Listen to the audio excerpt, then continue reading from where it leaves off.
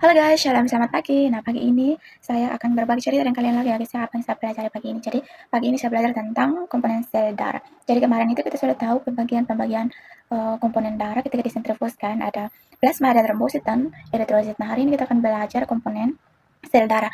Umumnya darah yang kita tahu dalam tubuh itu kan berwarna merah, tapi kalian kan tidak tahu kan darah itu terdiri dari apa dan apa fungsinya, bagaimana menjalankan fungsi dan perannya masing-masing dalam tubuh ya kan. Jadi hari ini saya mau berbagi cerita dengan kalian lagi bahwa darah itu terdiri dari beberapa komponen. Jadi yang pertama adalah eritrosit. Kita akan bahas eritrosit, yaitu sel darah merah.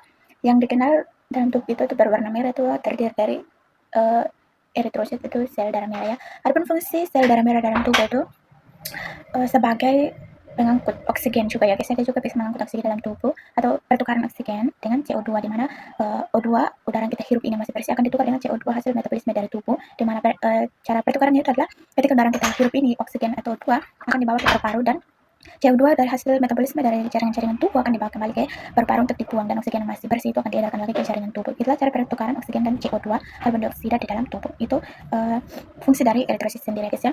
Nah, selain eritrosit, sel darah merah ini ada juga yang dinamakan leukosit, yaitu sel darah putih. Apa sih fungsi sel darah putih dalam tubuh kita ini? Sangat berfungsi dan sangat berguna ya guys ya. Sel darah putih atau leukosit itu adalah umumnya dia berfungsi sebagai pertahanan tubuh atau sebagai bentang pertahanan tubuh dari serang-serang virus, bakteri, parasit, begitu ya guys ya. Nah, leukosit itu tidak hanya berdiri sebagai leukosit saja, dia juga terbagi menjadi 5 bagian ya guys ya. Yang pertama adalah monosit. Ini berfungsi dalam tubuh untuk menelan atau menghancurkan sel atau mikroorganisme yang bersifat patogen atau menyebabkan penyakit dalam tubuh gitu guys. Itu fungsi dari monosit.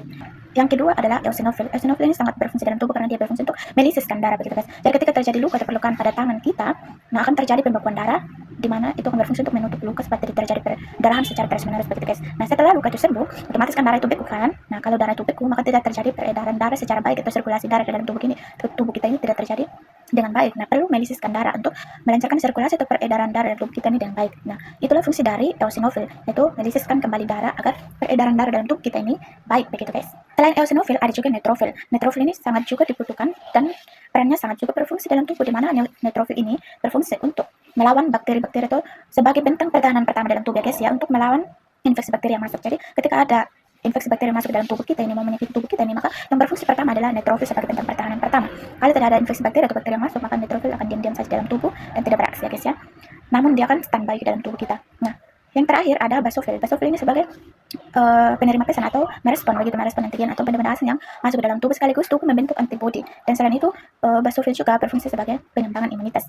Sedangkan basofil karena jumlahnya dalam tubuh kita ini sangat sedikit, itu kurang dari 2%, maka fungsinya itu tidak terlalu